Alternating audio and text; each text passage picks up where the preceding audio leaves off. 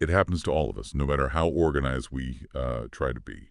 You're ready to rush out the door, keys in hand, and then you realize you've left your entire presentation on the flash drive just sitting on the desk. Mm. Or maybe you forgot to put your wallet in your jacket pocket. That moment of, chaotic stress right before a regular busy day begins. That rush, that feeling of having forgotten something essential, it's a universal experience when life is moving fast. We're constantly trying to keep up. But today we're setting that stress aside because we're talking about a day that, well, deliberately slows down. A special day. Exactly. This deep dive is about how to discuss one very famous special day, Christmas Day.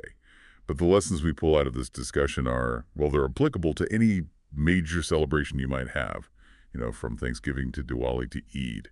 We're going to explore the traditions, the sensory details, the amazing food, and crucially, how to express the feelings associated with it all. Our sources today help us map out the day chronologically, giving you the vocabulary and the phrases you need for every single moment. And the goal is simple. When someone asks you, "How was your holiday?" you can answer clearly, confidently, and with the kind of specific, entertaining detail that makes your story unique. Right. We want to give you the language to transform a simple, "it was fine," into a truly captivating answer. We've collected some fantastic words we'll be weaving in throughout our discussion, like celebrate, tradition, and feast. So listen closely, because hearing them used in conversation is, well, it's the fastest way to start using them yourself. Let's unpack this and start at the very beginning of the special day. If we compare the morning of this holiday to a regular working day, what's the single biggest difference we notice immediately? I think the difference is fundamentally psychological, but it manifests in the atmosphere. On a Okay. regular day, you wake up to the sound of an alarm clock just cutting through the silence, demanding immediate action. But on Christmas morning, the atmosphere is often silent, or at least muted. It's quiet, yes, but not empty. That's a wonderful distinction. It's not the silence of abandonment, it's the silence of anticipation. Think of it like a beautiful instrument that's perfectly tuned, just waiting for the music to begin. There's a happy tension in the air. Like the calm before a ship sets sail. All the preparations are done, the boat is loaded, and you're just waiting for the command to push off. That sense of expectation, the promise of joy to come, that's what makes the initial waking moment so distinctive. And that expectation is immediately reinforced by the senses, especially the sense of smell. On a typical morning, you might smell, what, burnt toast or rushed oatmeal. What fills the air on this special morning? Oh, it's always an interplay of warmth and sweetness. You'll definitely smell the coffee brewing, often in large quantities, because someone has had to wake up far earlier than usual to start the day. But cutting through the coffee is that unmistakable scent of spices. Cinnamon, nutmeg, maybe clove. Someone is almost certainly baking a special morning treat, whether it's classic cinnamon rolls, perhaps a batch of spiced muffins, or maybe gingerbread cookies that were prepped the night before. This combination of coffee and making spices is the olfactory signal that today is entirely different. I find that contrast between the internal warmth and the external cold so comforting. You're snug inside a house that smells like a bakery and spices, and you look out the window and everything might be frozen or covered in snow. That juxtaposition, warmth versus cold, is the definition of a holiday coziness. And the light reinforces that feeling. Many families leave holiday decorations on overnight, or they switch them on immediately upon waking. We aren't talking about harsh overhead lighting. We're talking about the warm, soft glow of the tree lights or maybe electric candles placed strategically in the windows. This ambient light creates a soft, gentle transition into the day. It's the opposite of being jarred awake by harsh fluorescent lights on a Monday morning. Right. This light is permissive, welcoming, and slow. Absolutely. And this atmosphere dictates the clothing choices. It's a fundamental rule of this day that comfort must reign supreme. Indeed, this is the day for the coziest items you own. We're talking about big, fuzzy socks, maybe ones with funny cartoon polar bears or bright stripes and comfortable pajamas. There's no pressure to dress up in stiff, formal clothes. Unless, of course, you adhere to the tradition of the ugly Christmas sweater. It's a fascinating tradition because it's entirely self-aware humor The sweaters are often intentionally massive, garish, maybe too bright, or featuring some kind of three-dimensional decoration that is just meant to be absurd. That's where the initial humor comes in, breaking the quiet. I remember one family member had a sweater featuring a massive sequined reindeer that had actual blinking red lights embedded in its nose. Oh, wow. It was genuinely ridiculous, yet it instantly generated laughter and became a talking point for the entire morning. The intention isn't fashion. The intention is connection through shared silliness. That sets the tone that today is about lightheartedness. But right after waking and recognizing the atmosphere, the biggest challenge of the morning presents itself. The big wait. The weight is a powerful psychological tool. The rule, which every family tries to enforce, often with varying degrees of success, is that the gifts under the tree are sacred territory. No touching, no shaking, no peeking until everyone is ready and present. This is a masterclass in delayed gratification. You are literally surrounded by the promise of joy, but you must exercise patience. So how do families cope with this period of necessary delay? They usually gravitate toward the essential comforts. Coffee for the adults, perhaps hot chocolate or sparkling apple juice for the younger ones. The conversation starts slowly, almost deliberately, to keep the focus away from the brightly wrapped packages under the tree.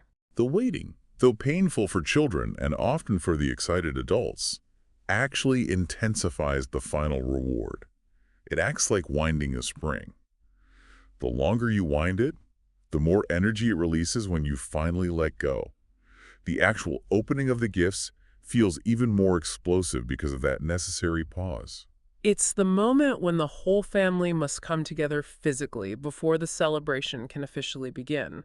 That idea of coming together is so crucial to the whole process. It is, and this brings us to one of our core vocabulary terms, gather.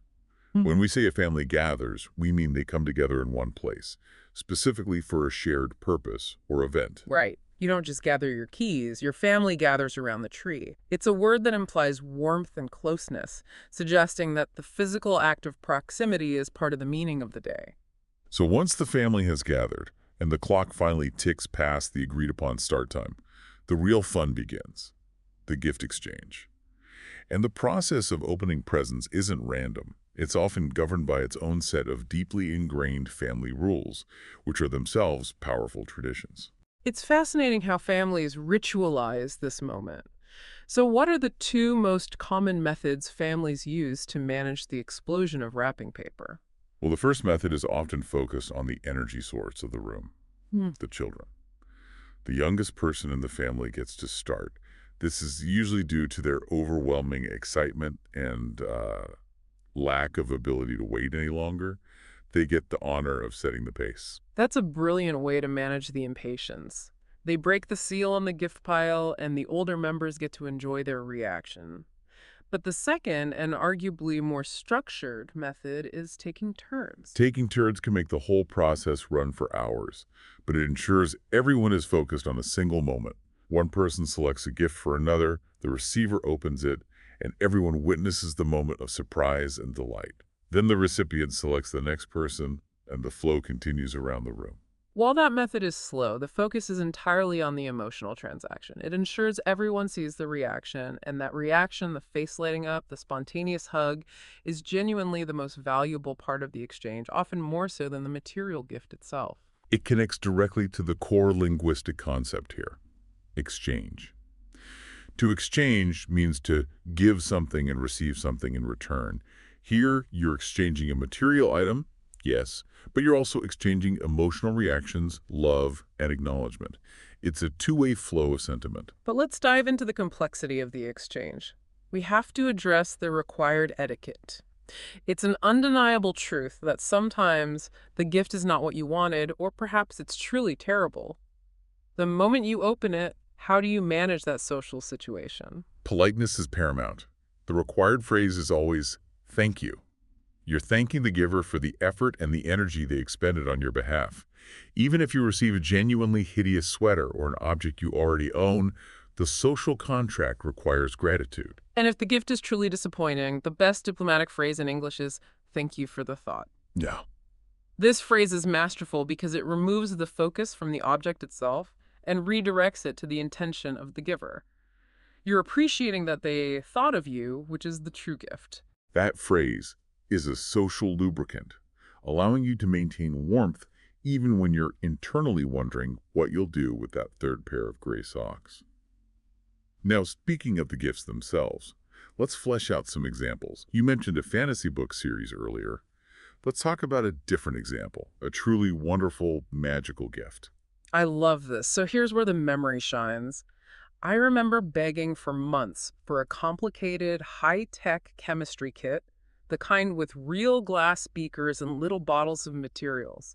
I wasn't expecting it, but on Christmas morning, there it was. A gigantic box, almost too heavy to lift, with the chemistry set inside. It felt magical because it wasn't just a toy. It was a promise of future experiments and learning. It showed the giver truly understood my intense passion for science at the time. That feeling of acknowledgement is key. A successful gift is a reflection of the giver seeing and validating the recipient's deepest interests. It's the difference between a functional gift and a magical one. Now let's flip that script and talk about the funny or, bad presents that become legendary family stories. Oh, these stories are often the ones that sustain family lore for decades. I remember one year, a relative who had recently become obsessed with bulk buying gave everyone identical, huge boxes. We all opened them with excitement, only to find the entire box was filled with 48 rolls of a very inexpensive off-brand brand of dental floss. Dental floss, 48 rolls. That is sheer comedic brilliance. It's the utter impracticality that makes it funny. The gift wasn't bad in terms of utility, but it was so unexpected and dull that the contrast with the festive morning was priceless. Exactly. The relative was trying to be practical, but the execution was hilarious. Another common category of bad present that becomes a tradition is the perpetually undersized item. A distant uncle every year would find the smallest possible pair of decorative, brightly colored knit gloves. They wouldn't fit a child, let alone an adult. They were purely ornamental. And the beauty of that is that the family starts to look forward to the terrible gloves. The expectation of the silly gift itself becomes the fun part of the tradition rather than the utility of the object. It creates a specific narrative arc for the day. And we can't discuss gifts without talking about the stocking. This is the large, often decorative sock or bag hung up, usually near the fireplace. It contains a very specific kind of gift. These are called stocking stuffers. They're deliberately small, inexpensive, and often practical items. They serve a few purposes. Historically, they might contain things like a fresh orange, which centuries ago was considered a luxurious and sweet treat in the depths of winter. That historical context is important. Today, they usually contain things like novelty candy, small toys, perhaps a high-quality pen, or necessary items like lip balm or pack of playing cards. They're the little bonus gift you open quickly while waiting for the main exchange to begin. They keep the initial excitement focused and manageable. So once the main exchange is complete and the room is covered in wrapping paper, the entire house shifts focus. The energy moves entirely to the heart of the home, the kitchen. That must mean it's time to talk about the main event, the Christmas feast. The feast is the anchor of the afternoon. But for the person or people preparing it, the day is dominated by preparations.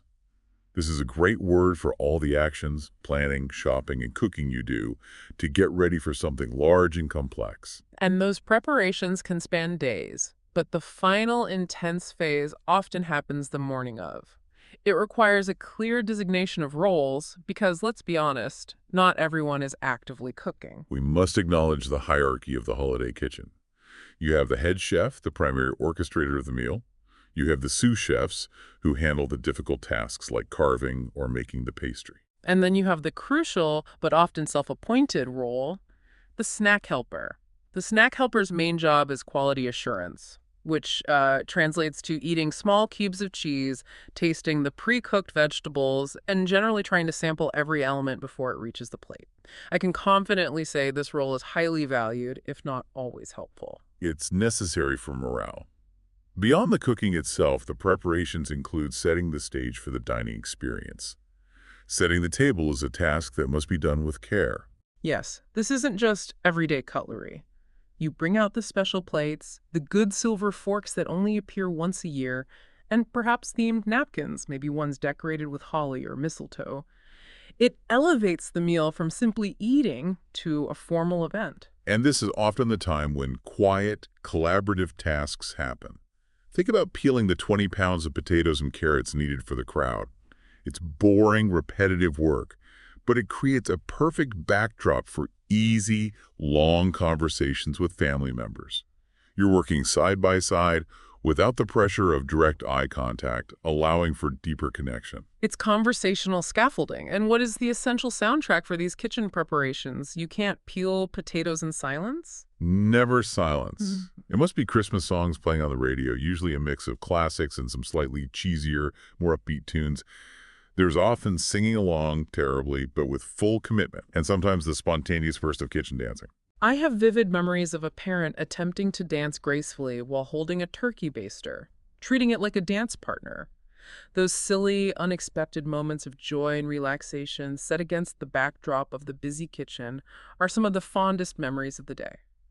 They humanize the preparations and diffuse the stress of cooking a large meal.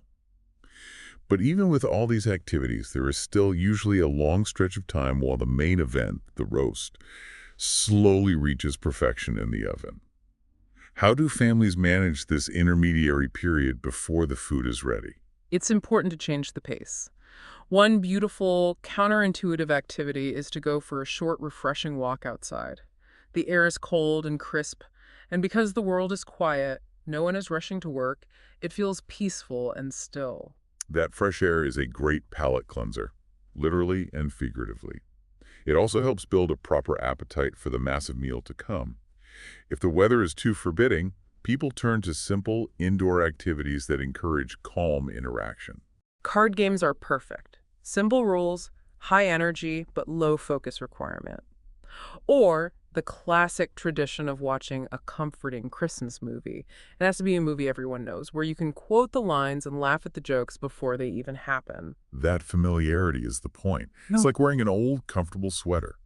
It requires no mental effort and simply keeps everyone together and calm before the rush to the table. And then finally, after hours of anticipation, the climax arrives, the call to dinner.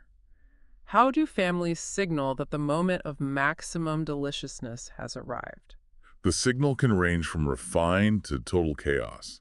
In some homes, it's a calm, traditional moment.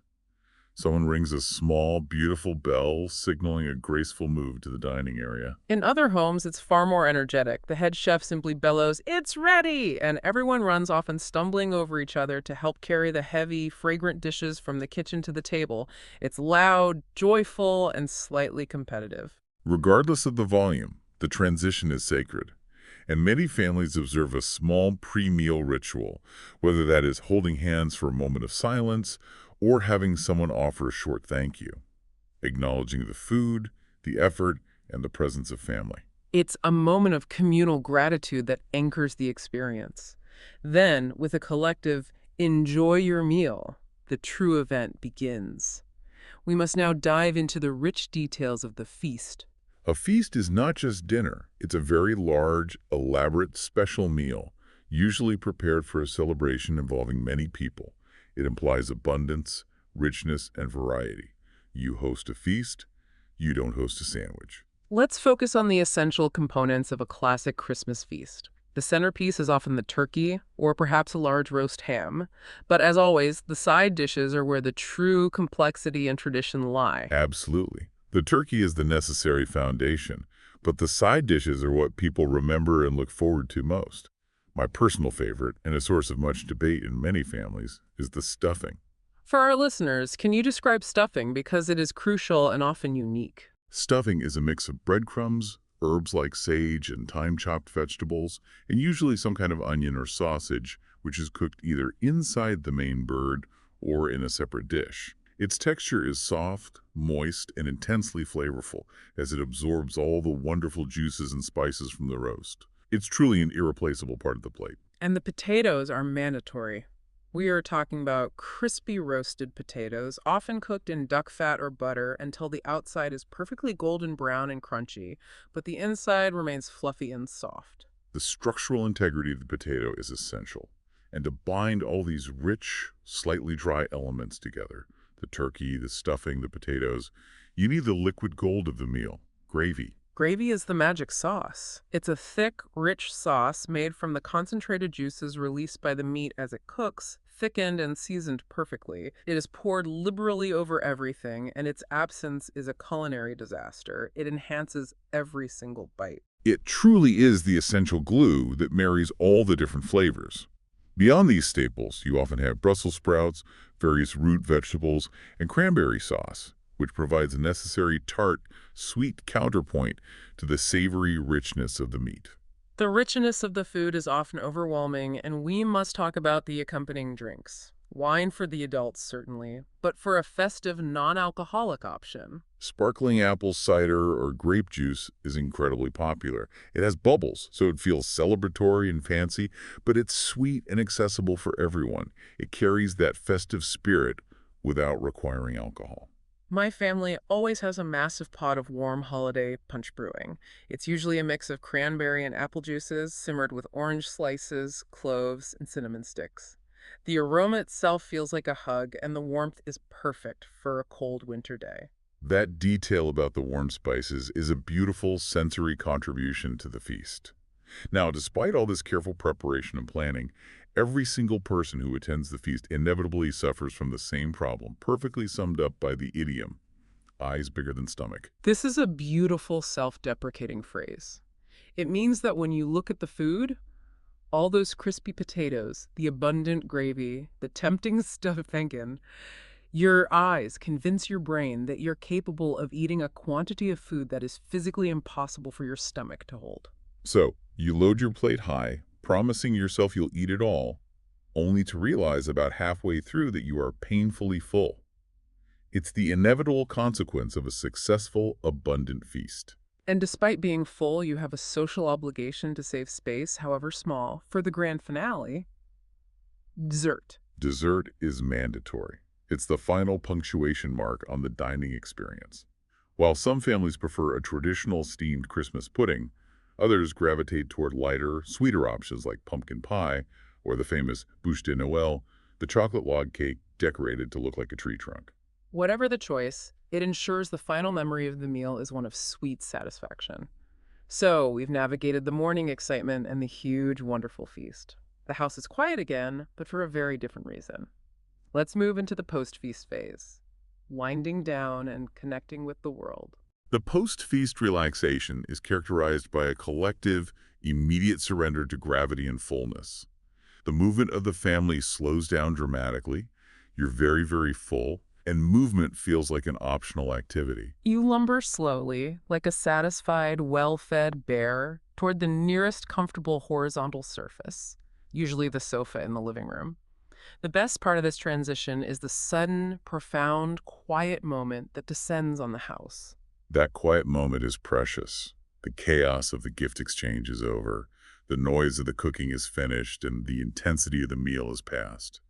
Often, only the beautiful, soft lights of the Christmas tree remain illuminated. It's a moment of collective contentment.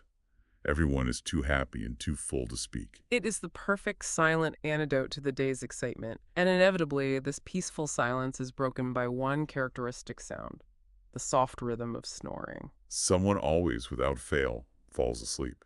It's often the parent or grandparent who bore the brunt of the cooking preparations, or perhaps the youngest child, exhausted from the morning's excitement.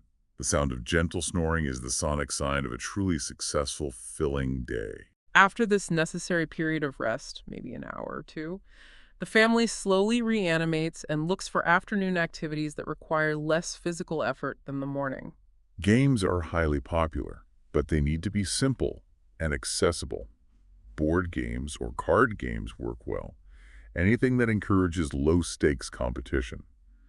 Think about quick, interactive games like Uno, or something light-hearted like charades or trivia. Though it must be noted that these games, despite being low stakes, can become intensely competitive very quickly. Suddenly, the focus shifts from peaceful togetherness to a fierce desire to win a simple card game against your sibling. That brief burst of competitive energy is actually healthy. It's a way to burn off some of the post-feast lethargy.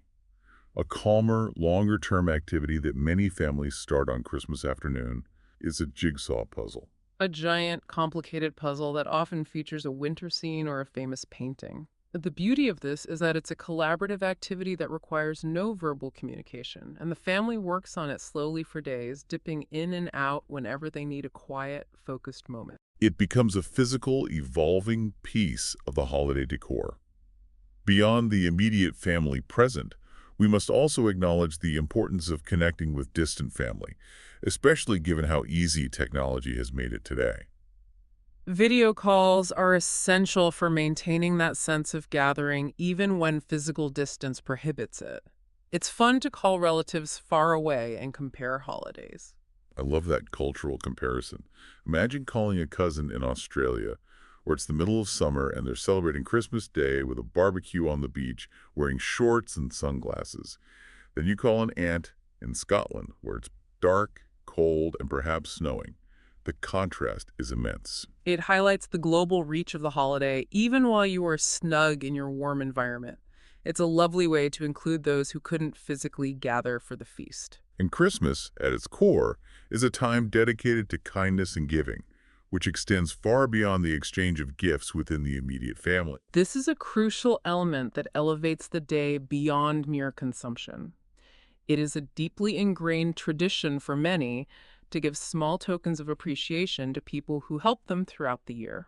Perhaps a small box of chocolates or a card for the delivery person, the postal worker, or the people who work at your regular local store. It's a small, tangible way to say thank you for their hard work and service, especially during a busy season. And the spirit of giving often manifests in charitable acts. Many families incorporate giving back as a core part of their celebration, whether that means donating food to a local shelter, volunteering time, or making a financial contribution to a charity. That act of service and recognizing those less fortunate grounds the entire celebration in a sense of community and empathy. It's an essential part of the holiday tradition. Let's focus on that word again, tradition. It's a special way of doing something that a group, family, or community does every year, usually for a very long time. It provides a comforting predictability to a day that might otherwise be overwhelming. A tradition is a repeatable ritual that creates a sense of shared history. It's the constant thread that links this year's celebration to last year's and the year before that. The tradition of eating specific food or opening gifts in a specific order is the invisible structure holding the day together. Now we move to section 6, wrapping up our chronological deep dive with the visual components, the decorations, and the final lingering traditions of the season. The decorations define the aesthetic of the day. The Christmas tree is, of course, the central piece. It's usually covered in beautiful, reflective objects, which serve to capture and amplify the soft, warm light we discussed earlier. Those beautiful objects are called ornaments. They're the balls, the stars, the little ceramic figures, or maybe miniature houses that you hang carefully on the branches. What's fascinating about the ornaments is the stories they hold. Many families have an internal museum on their tree.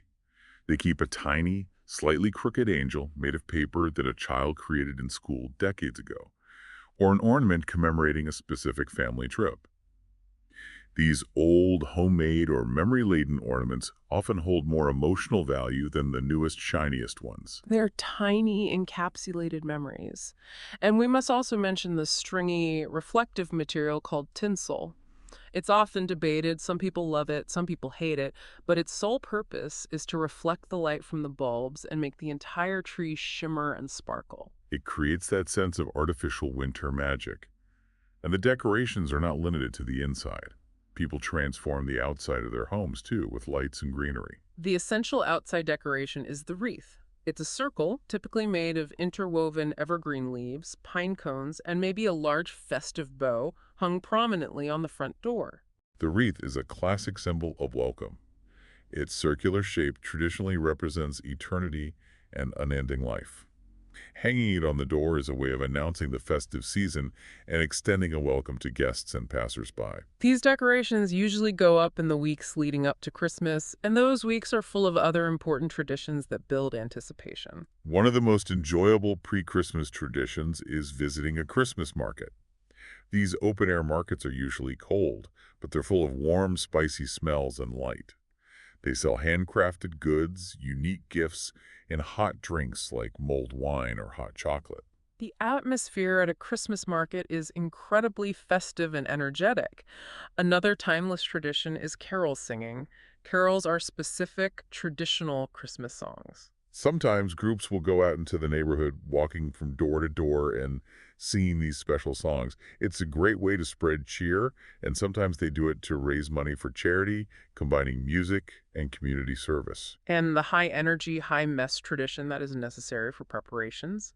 Holiday baking, specifically the decoration of sugar cookies. This is a universal tradition, especially for families with young children. You bake the cookies, and then you spend an afternoon covering them in colorful icing, sprinkles, and candies.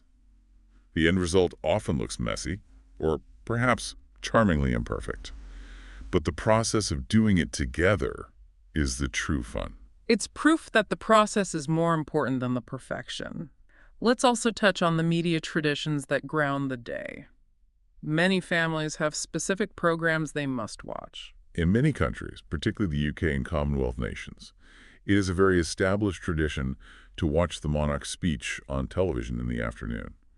It provides a formal moment of reflection amidst the domestic chaos. For other families, their media tradition revolves around specific movies. It's not Christmas until you've watched that movie. It might be a classic like It's a Wonderful Life, or a more modern staple like Home Alone, where you know exactly when the funny traps are going to spring. Watching it together year after year provides a comforting predictability. It's a reliable source of shared laughter. And finally, a quick look ahead to the day immediately following Christmas Day, Boxing Day. Boxing Day is a crucial decompression day. It's a public holiday in many countries, dedicated entirely to relaxation, recovery, and simple pleasure. And eating leftovers. The turkey sandwich, made with thick bread and perhaps a dollop of cranberry sauce, is universally considered the ultimate Boxing Day meal. It's the moment when the pressure of the main feast is completely gone. People might go for a long, necessary walk in the fresh air to recover from their eyes bigger than stomach situation, or they might visit friends and family they couldn't see on Christmas Day itself. It's calm, quiet, and reflective. Before we move to our final review, let's revisit that key anticipatory phrase we used earlier, look forward to. Look forward to is incredibly useful. It means you feel happy and excited about something that is going to happen in the future. It conveys positive anticipation. For example, you can say, I look forward to our family's annual walk on Boxing Day. Or, she is looking forward to seeing her cousins. Notice the grammar here, which often confuses new English speakers. You used to, and then a noun or a verb ending in ing. You look forward to the party, noun. Or you look forward to eating the leftovers, ing, verb. It's a polished, enthusiastic way to express future joy, and it's a phrase that will make your English sound instantly more natural and fluent. Okay, we have covered the entire narrative arc of a special day. The quiet, spiced morning, the emotional gift exchange, the huge, wonderful feast, the slow, contented afternoon, and the comforting traditions that bracket the day. To summarize for you, the deepest conversational topics are always the food, the specific rules of the exchange, the family time, and the unique traditions that make your holiday different from everyone else's.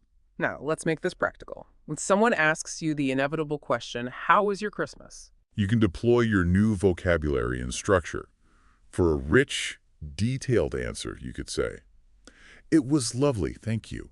My entire family gathered this year and we had an incredible feast. My favorite tradition is always the messy cookie decorating." Or if your experience was calmer. It was quiet but very peaceful. We exchanged gifts in the morning, and I spent the afternoon on video calls with family who live far away. I'm already looking forward to next year. Both are perfect answers because they use specific details and emotion rather than generic platitudes. The most important thing is to try and use these words. Don't worry about mistakes.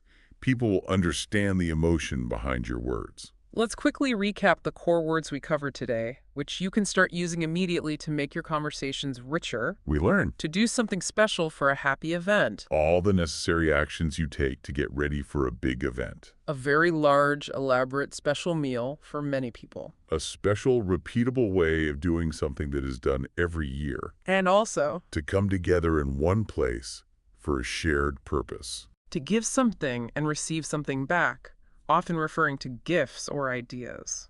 The decorative objects hung on the Christmas tree. Look forward to. To feel happy and excited about a future event. That list provides an excellent toolkit for describing any major family celebration, not just Christmas. And now, it is time for you to engage in the most critical part of learning. Immediate practice. We want you to use the new language we've shared today. We have a final question for you to answer right now, using English if you can.